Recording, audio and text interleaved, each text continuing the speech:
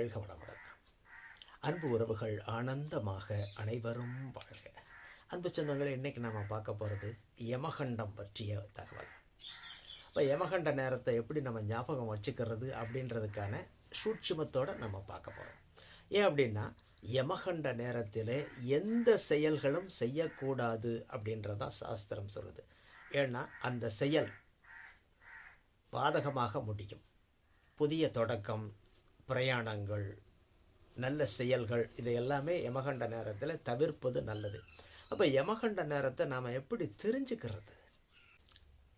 அப்போ நம்ம இன்றைக்கி பயணம் ஏதாவது ஒரு விஷயம் தொடங்க போகிறோம், ஏதாவது முக்கியமான காரியங்களுக்கு போக போகிறோம், யாரையாவது பார்க்க போகிறோம், முக்கிய செயல்கள் செய்ய போகிறோம் அப்படின்னா, இப்போ யமகண்டத்தை எப்படி தவிர்ப்பது அப்படின்னா, அந்த நேரம் யமகண்டம் எப்போன்றது நமக்கு தெரிஞ்சால் தானே தவிர்க்க முடியும்.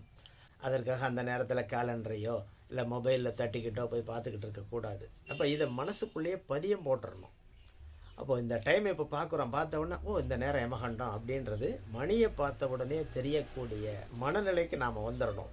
அப்போ அதற்கு எளிமையாக ஒரு லாஜிக்கோடு எதையுமே நாம் புரிஞ்சுக்கிட்டோம் அப்படின்னா, எதையுமே மனப்பாடம் செஞ்சோம் அப்படின்னா மனசில் தங்காது. நிறைய எல்லா விஷயத்தையும் நம்ம மனப்பாடம் பண்ண முடியாது, பண்ணவும் கூடாது. ஒரு லாஜிக்கோடு சேர்த்து நாம் படிச்சுக்கிட்டோம் அப்படின்னா அது ஈஸியாக நமக்கு ஞாபகத்துக்கு வந்துடும். அந்த மாதிரி யமகண்டத்தை நாம் புரிஞ்சுக்கிறதுக்கான ஒரு லாஜிக். இப்போ இன்றைக்கி வாரத்தில் மொத்தம் 7 நாட்கள் அப்படின்றது தெரியும். ஞாயிறு, திங்கள், செவ்வாய், புதன், வியாழன், வெள்ளி, சனி. இப்போ இந்த 7 நாட்களில் நாம் 6 நாட்கள் வேலைக்கு போகிறோம். ஞாயிற்றுக்கிழமை, சனிக்கிழமை சம்பளம் வாங்குகிறோம், ஞாயிற்றுக்கிழமை ரெஸ்ட் எடுக்கிறோம். இது மற்ற வேலைகள், கூலி வேலை செய்கிறவங்களுக்கெல்லாம் பெரும்பாலும் சனிக்கிழமை சம்பள நாள், ஞாயிற்றுக்கிழமை லீவு நாள். இப்போ அரசு ஊழியர்கள் எல்லா துறையுமே இப்போ அரசாங்க துறைகள் எல்லாமே ஞாயிற்றுக்கிழமை விடுமுறை நாள். சரி, அப்போ வாரத்தின் முதல் நாள் திங்கள், செவ்வாய், புதன், வியாழன், வெள்ளி, சனி. இது ரைட்டு, இது நமக்கு தெரிஞ்ச விஷயம். அந்த 7 நாட்களும் ஒவ்வொரு நாளும் ஒரு கிரகத்தின் ஆதிக்கமாக சொல்லப்படுகிறது. இப்போ ஞாயிற்றுக்கிழமைனா சூரியன், திங்கக்கிழமைனா சந்திரன், செவ்வாய்க்கிழமைனா செவ்வாய் பகவான், புதன்கிழமைனா புதன், வியாழக்கிழமைனா குரு பகவான், வெள்ளிக்கிழமைனா சுக்கிர பகவான், சனிக்கிழமைனா சனீஸ்வர பகவான். இப்போ இதில் இந்த 7 நாளில் பவரான கிரகம் அப்படின்னு சொல்லக்கூடியது, இப்போ இந்த 7 கிரகங்களிலே மிக வலிமையான, முழுமையாக நல்லதை மட்டுமே செய்யக்கூடிய கிரகம் அப்படின்னு சொல்லக்கூடிய ஒரே கிரகம் குரு பகவான் மட்டும்தான். ஏன்னா குரு பார்க்க கோடி நன்மை அப்படின்னு சொல்கிறோம் இல்லையா? குரு பார்த்தா கோடி தோஷம் நீங்கும் அப்படின்னு சொல்கிறோம் இல்லையா? அப்போ குரு பார்வை அவ்வளவு பவராக இருக்குது. எந்த தோஷத்தையும் நீக்கக்கூடிய வல்லமை குருவுக்கு இருக்குது. அப்போ இந்த 7 கிழமையில் 7 கிரகங்களில் குருதான் வலிமையான கிரகம். அப்போ இதை மனசுக்குள்ளே நம்ம பதிய வச்சிட்டோம் அப்படின்னா, யமகண்டம் அப்படின்னு ஞாபகம் வர்றப்ப குரு பகவான் தான் வலிமையானவர் அப்படின்ற ஒரு லாஜிக்கும் நமக்கு புரிஞ்சிருச்சு அப்படின்னா, இன்னும் அடுத்து சொல்ல போகிற விஷயங்கள் உங்களுக்கு யமகண்ட நேரங்களை எளிமையாக நீங்கள் மனசுக்குள்ளே பதியம் போட்டுடலாம். சரி, யமகண்ட நேரம் இப்போ ஞாயிற்றுக்கிழமை 12லேருந்து 1:30, திங்கக்கிழமை 10:30 to 12, செவ்வாய்க்கிழமை 9 to 10:30, புதன்கிழமை 7:30 to 9, வியாழக்கிழமை 6 to 7:30, வெள்ளிக்கிழமை 3 to 4:30, சனிக்கிழமை 1:30 to 3. இதுதான் யமகண்ட நேரங்கள். இப்போ இது இப்படி இருந்துச்சு அப்படின்னா நமக்கு ஞாபகத்தில் நிற்குமா? ஏன்னா எல்லா நேரமும் எல்லா காலமும் நமக்கு, ஏன்னா இன்னும் இது ராகு காலமா, யமகண்டமா, குளிகையா, நல்ல நேரமா அப்படின்றது நமக்கு கன்ஃபியூஸ் ஆயிரும் இல்லையா?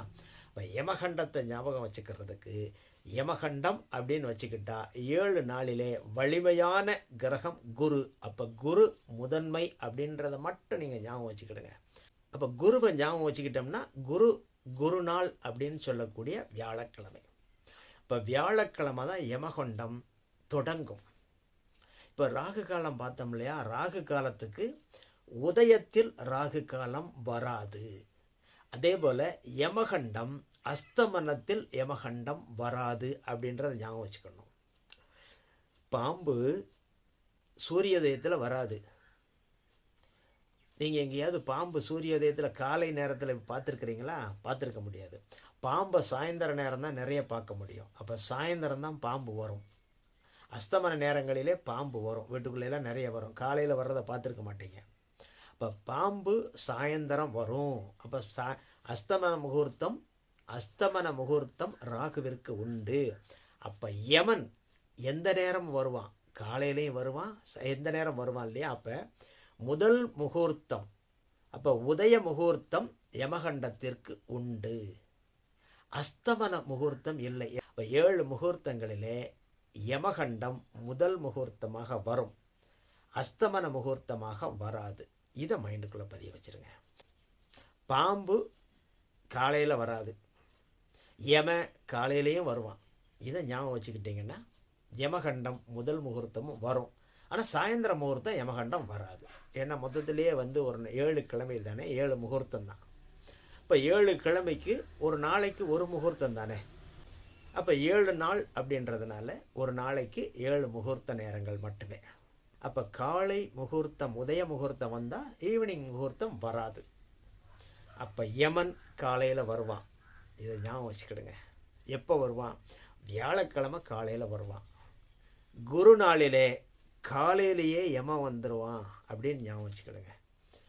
குருநாளான வியாழக்கிழமை காலையிலேயே யமன் வந்துடுவான். அப்போ வியாழக்கிழமை காலையில் உதயத்தில் எந்த காரியமும் ஆரம்பிக்கக்கூடாது.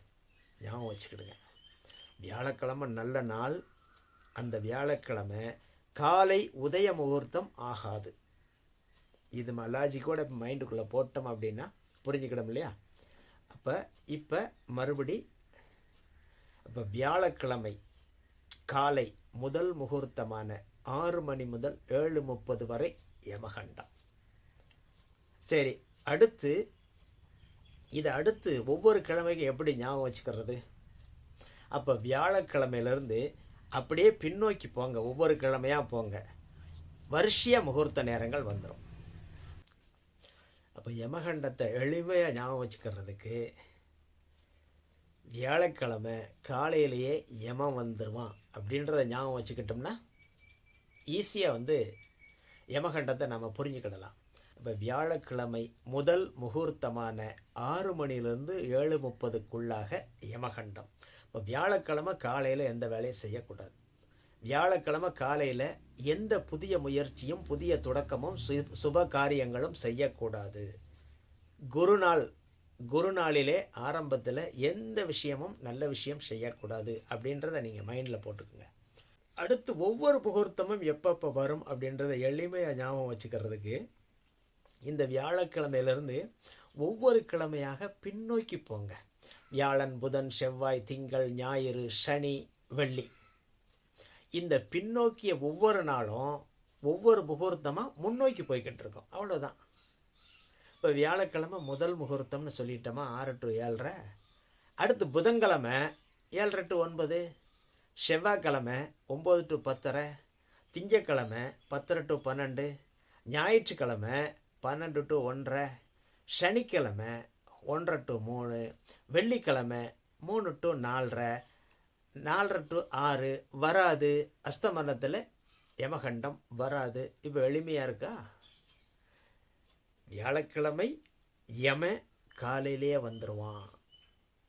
அப்போ அதை ஞாபகம், இந்த லாஜிக்கை நம்ம ஞாபகம் வச்சுக்கிட்டோம்னா வியாழக்கிழமை முதல் முகூர்த்தம், அதிலிருந்து கிழமைகளை பின்னோக்கி நம்ம போனோம்னா வியாழன், புதன், செவ்வாய், திங்கள், ஞாயிறு, சனி, வெள்ளி அப்படின்னு போனோம்னா ஒவ்வொரு முகூர்த்தமாக முன்னோக்கி போகும்.